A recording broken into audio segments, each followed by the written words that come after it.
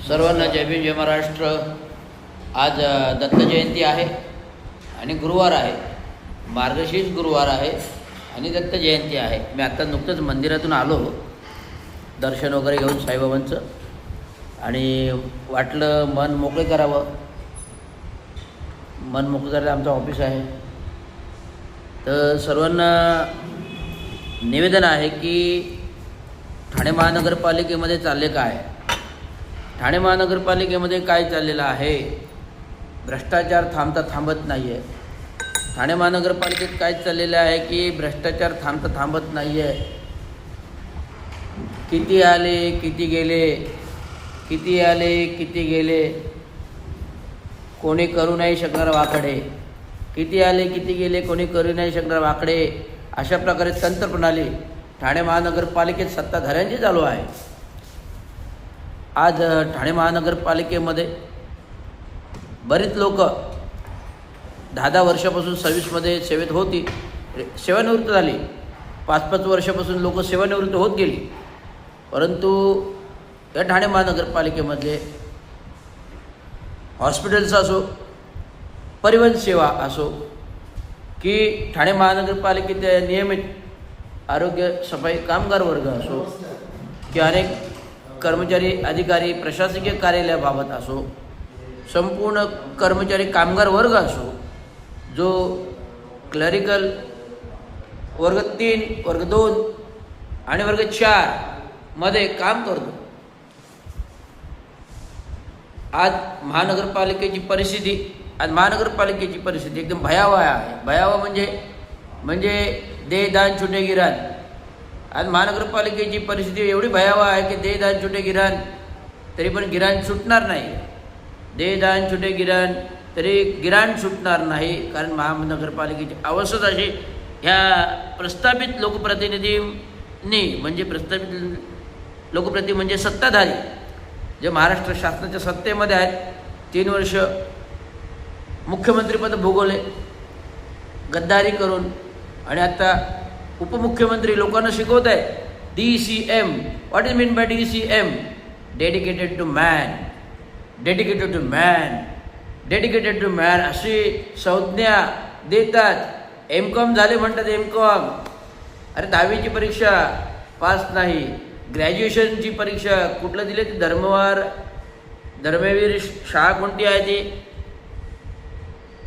कुलगुरू, धर्मवीर कुलगुरूतले कोणीतरी शिक्षक आहे, त्यांनी BA पेपर लिहिला यशदामध्ये, त्यांनी यशदामध्ये पेपर लिहिला, आम्हाला सगळं माहिती आहे। आणि आता डॉक्टरेट MCOM झालेत, तर डॉक्टरेटच्या डिग्री आता काय बाजारात भाजीपाला घ्यायला घेतो ना, मुळ्याची भाजी घ्या, पालकाची भाजी घ्या, मेथीची भाजी घ्या, कुठल्या क्षेत्रातली डॉक्टरेट पाहिजे ती डॉक्टरेट घ्या, कुठल्या क्षेत्रातली डॉक्टरेट पाहिजे तुम्हाला, पालक भाजीची डॉक्टरेट पाहिजे, मेथीची भाजी। आज बाजारामध्ये डॉक्टरेट अशी भाजीच्या खैरातासारखी मिळतात, कारण जो तो उठतो मागे डॉक्टरेट राहतो, डॉक्टर। अरे डॉक्टर म्हणजे मूळ डॉक्टर कोण आहेत?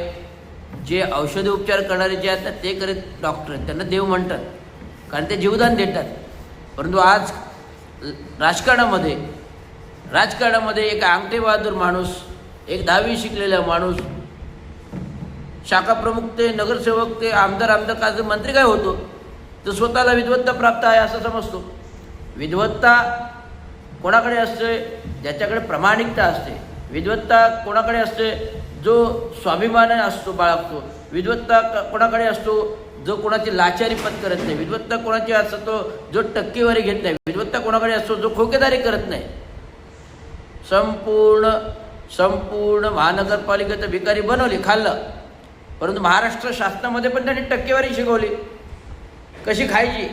जे बेसिकली महानगरपालिकेतून आले टक्केवारी कशी खायला शिकवलं, ते त्यांनी महाराष्ट्र शासनात पण शिकवलं। तर महाराष्ट्राची तिजोरी पण रिकामी। लाडकी बहिणीला पैसे पोहोचलेच नाहीत, जे पैसे वाटपाले त्याच्या खिशात पोहोचले। आता पूरक परिस्थिती आली, माहिती आहे ना, 6 महिने पाऊस पडला, यावेळेस रेकॉर्ड ब्रेक आहे, 6 महिने पाऊस पडला, 30 जिल्ह्यामध्ये पूरस्थिती।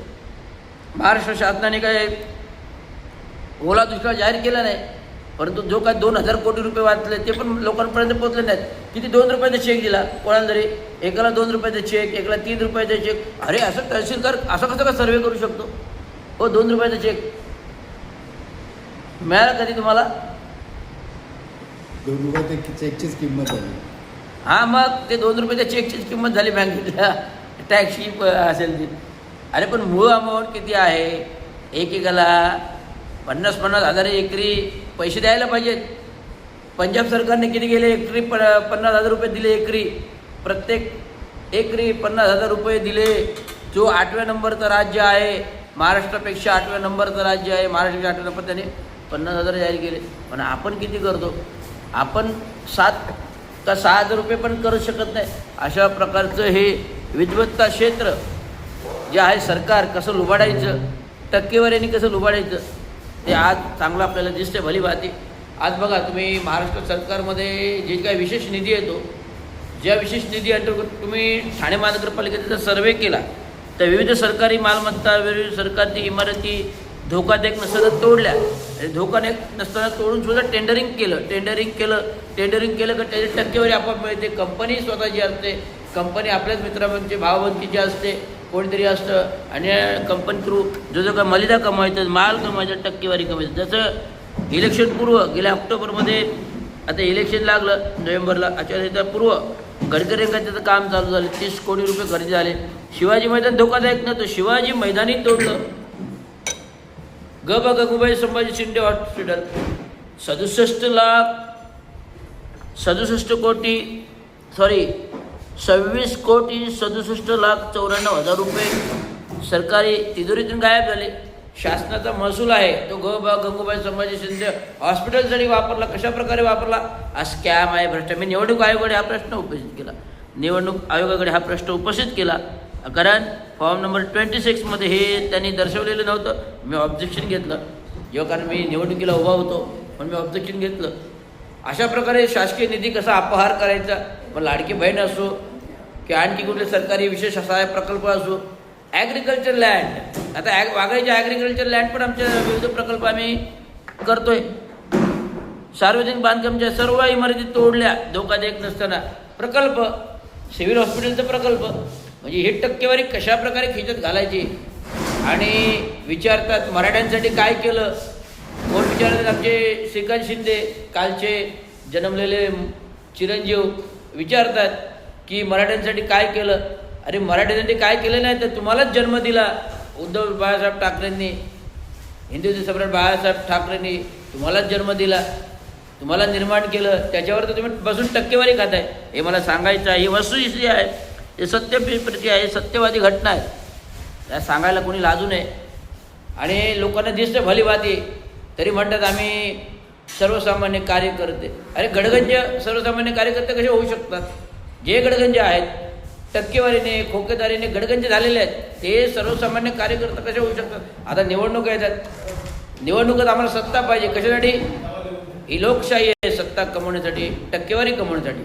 ही लोकशाही काय, सत्ता आणि लोकशाही टक्केवारी कमवण्यासाठी संविधान बनवलं. डॉक्टर बाबासाहेब आंबेडकरांनी लोकशाही बनवली, ते प्रामाणिकपणे काम करण्यासाठी. जे चांगू शिंदेंनी केलं ते कोणी करू शकणार नाही. डॉक्टर बाबासाहेब आंबेडकरांच्या तत्वानुसार चालले मार्ग, कामगार चळवळ घडवली, कामगारांना नोकऱ्या दिल्या. आता ते वारसाच्या वारसा हक्काने नोकऱ्या घेत आहेत.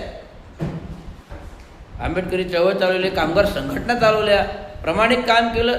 ग्रामपंचायत, नगर परिषद, नगरपालिका, महानगरपालिका प्रस्थापित करून दिली ते यांना टक्केवारी कमवण्यासाठी. असे नेते होते चांगू शिंदे ज्यांनी जो घडवतो बघा, कुंभार माठ घडवतो, तो माठ घडवल्यानंतर स्वतः कधी पाणी पित नाही, तो दुसऱ्याला पाणी प्यायला देतो.